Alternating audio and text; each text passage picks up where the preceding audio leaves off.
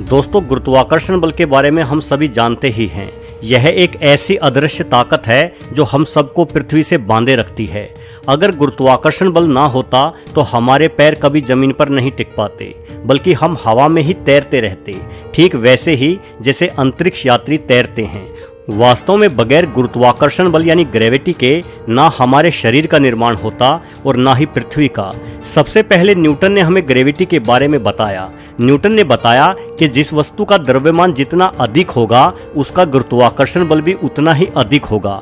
पृथ्वी का द्रव्यमान हम मनुष्यों और सभी अन्य जीवों से अधिक है, इसलिए पृथ्वी का गुरुत्वाकर्षण बल भी हमसे अधिक है। वहीं सूर्य का द्रव्यमान पृथ्वी से अधिक है, जिस कारण पृथ्वी सूर्य की परिक्रमा करती है। हालांकि न्यूटन ने हमें ग्रेविटी से अवगत जरूर कराया था, लेकिन न्यूटन ये नहीं समझा पाए थे कि ये ताकत यानी ग्रेविटी उत्पन्न कैसे होती है। सर्वप्रथम आइंस्टाइन ने ही पूर्ण रूप से गुरुत्वाकर्षण बल की व्याख्या की थी। आइंस्टाइन के अनुसार दिशाओं की तरह समय भी एक आयाम है और गुरुत्वाकर्षण बल कोई बल नहीं बल्कि स्पेस टाइम में आए बदलाव का ही नतीजा है। इसे एक आसान उदाहरण से समझा जा सकता है। अगर आप चारों ओर बंधे किसी कपड़े पर कोई गेंद डालोगे तो गेंद के प्रभाव से वो कपड़ा नीचे की तरफ धंस जाएगा। ठीक ऐसे ही चादर के समान चारों ओर स्पेस टाइम फैला हुआ है।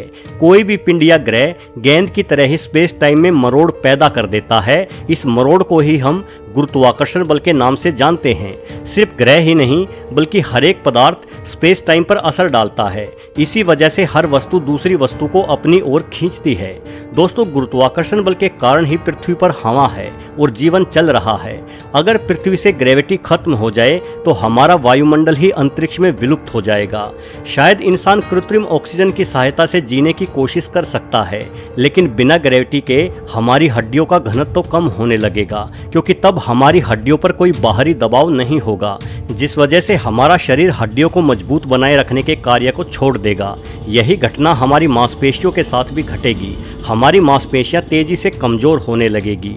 हमारा दिल जो हर रोज हजारों लीटर खून पंप करता है, गुरुत्वाकर्षण बल के बिना हमारा दिल सिर्फ दिमाग और छाती को ही खून पहुंचा पाएगा। बगैर ग्रेविटी के हमारी टांगों को खून नहीं मिल पाएगा और हमारे पूरे शरीर का ही संतुलन बिगड़ जाएगा। खैर, ग्रेविटी के बगैर तो हमारी पृथ्वी ही टुकड़ों में बदलकर अंतरिक्ष में बह जाएगी। यानी गुरुत्वाकर्षण बल के बगैर जीवन के बारे में सोचना ही फिजूल का ख्याल है। दोस्तों, वर्तमान में हमारी पृथ्वी की ग्रेविटी फोर्स 9.81 मीटर पर सेकंड स्क्वायर है। अगर हम कल्पना करें कि ये फोर्स आधी हो जाए तो भी हमारे शरीर में कई आश्चर्यजनक बदलाव होने शुरू हो जाएंगे। ग्रेविटी आधी होने पर हम बहुत लंबी छलांग लगा पाएंगे और हमारे दौड़ने की रफ्तार 2 गुनी हो जाएगी। हमारे शरीर की ऊंचाई भी बढ़ने लगेगी और हमारे आसपास मौजूद पेड़ भी अधिक लंबे हो जाएंगे। परंतु ग्रेविटी आधी होने से हमारा वायुमंडल भी पतला हो जाएगा, जिससे हमें सांस लेने में दिक्कत होने लगेगी।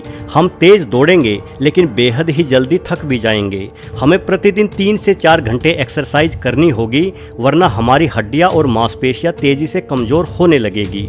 वातावरण का दबाव कम होने से पानी 100 की बजाय सिर्फ 50 डिग्री सेल्सियस तापमान पर ही उबलने लगेगा, जिसका प्रभाव समुद्रों पर बेहद घातक होगा।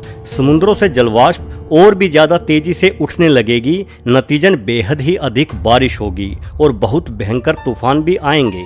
आधे गुरुत्वाकर्षण बल के कारण चांद द्वारा पृथ्वी की परिक्रमा करने के पथ में भी परिवर्तन होगा, जिससे पृथ्वी का अक्षीय झुकाव भी कम या ज्यादा होने लगेगा। यानी किसी दिन बेहद अधिक गर्मी होगी तो किसी दिन आपको बर्फ गिरती हुई मिलेगी। कुल मिलाकर पृथ्वी पर जीवन बेहद विकट हो जाएगा और धीरे धीरे इंसान समेत अन्य बड़े जीव मरने लगेंगे। शायद फिर कीड़े मकोड़े ही पृथ्वी पर अपना अस्तित्व बचा पाएंगे। वहीं अगर पृथ्वी पर ग्रेविटी अचानक से 2 गुनी हो जाए तो भी पृथ्वी पर मौजूद जीवन पर बेहद ही नकारात्मक प्रभाव पड़ेगा। 70 किलो वजनी आदमी एकदम से ही 140 किलो वजन का हो जाएगा, यानी शायद तब हम चल भी नहीं पाएंगे।